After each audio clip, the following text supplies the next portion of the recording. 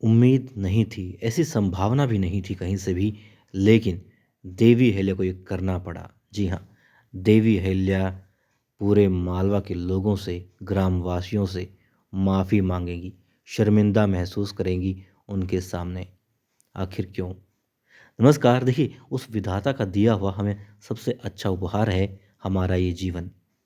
उसमें हमारे जो रिश्ते हैं वो, अब हम उन्हें बहुत सुंदर बना सकते हैं, खुशहाल बना सकते हैं, जो कि देवी अहिल्या चाहती है और कर भी रही हैं कि मालवा के लोगों का जीवन सुंदर हो, खुशहाल हो।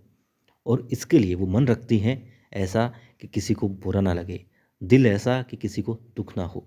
और स्पर्श जब किसी को करती हैं तो वो अपने सब दुख दर्द भूल जाता है और ऐसा लगता है कि एक माँ अपने बच्चे का सिर सहला रही हो। और रिश्ता ऐसा रखती है कि जिससे एक बार जुड़ गई बस जुड़ गई। मगर मालेराव होलकर में ये चीज़ें नहीं हैं। उनका मन बहुत बुरा महसूस करवाता है लोगों को, दिल सबका वो दुखाते हैं, स्पर्श ऐसा करते हैं कि मानो शरीर पर कोड़े बरस रहे हों। और रिश्ता उनके साथ में कोई नहीं रखना चाहता। क्यों?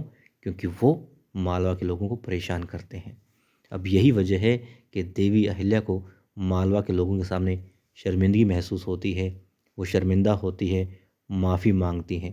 क्योंकि हमने देखा, देवी अहिल्या मुहिम पर जा रही होती हैं, रास्ते में गांव में घूमने के लिए निकला है मालेराव, और फिर वहाँ पर लोगों से बिना कोई रकम दिए चीज़ें ले रहा है। किसी से अमरूद ले रहा है, किसी से खेलने की कोई वस्तु ले रहा है, मगर बदले में वो उन्हें जो उनकी लागत है वो भी नहीं दे रहा है। क्यों? क्योंकि उसे लगता है कि वो तो भविष्य का राजा है, राजघराने में पैदा हुआ है, युवराज बनेगा, राजकुमार है, तो वो किसी को पैसा क्यों दे।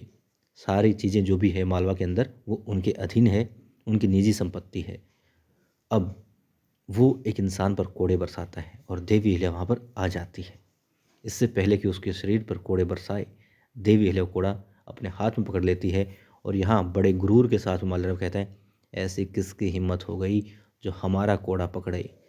पलट कर देखता है तो देवी अहिल्या को पाता है। अब जाहिर सी बात है कि देवी अहिल्या उसे डांटेंगी, वहाँ पर वो शर्मिंदगी महसूस करेगा, लेकिन उसके अंदर गुस्सा बढ़ेगा, ना कि ये कि हाँ वो गलत कर रहा था।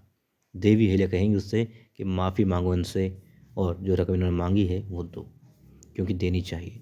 अब वो कहाँ से देगा? देवी अहिल्या देंगी।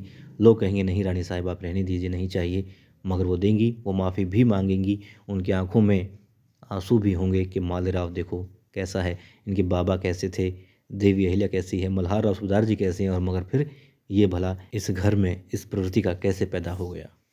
अब वहाँ पर मालवा के लोग देवी अहिल्या कैसी हैं जानते हैं, उन्हें आई मानते हैं, तो कहेंगे नहीं आई साहिब आप माफ़ी मत मांगिए, हमें कुछ नहीं चाहिए, ये तो बच्चा है। मगर नहीं, देवी अहिल्या उसे सबक सिखाना चाहेंगी और वो सबक जो उसे सिखाना चाहेंगी, हमें ऐसा लग रहा है कि वो उल्टा ही पड़ेगा।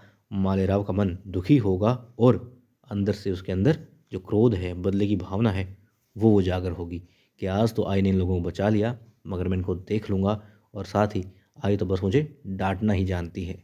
और संभावना ये भी है कि रकमाबाई फिर इसी चीज़ का फ़ायदा उठाएंगी और मालेराव को देवी अहिल्या के खिलाफ भड़काएंगी भी, क्योंकि अब इस रकमा के हाथ में आ गई है वो चाबी, वो काम जो पहले द्वारकाबाई साहिब किया करती थी, गुन्नू जी किया करते थे, धना सरदार किया करते थे, द्वारकाबाई साहिब की वो दासी किया करती थी, मगर अब वो सब का काम अकेली इस रकमा पर आ गया है। एक जान इतनी सारी जिम्मेदारियां भला कैसे निभाएंगी? जाहिर सी बात है सिर्फ मालेराव को ही भड़काएंगी।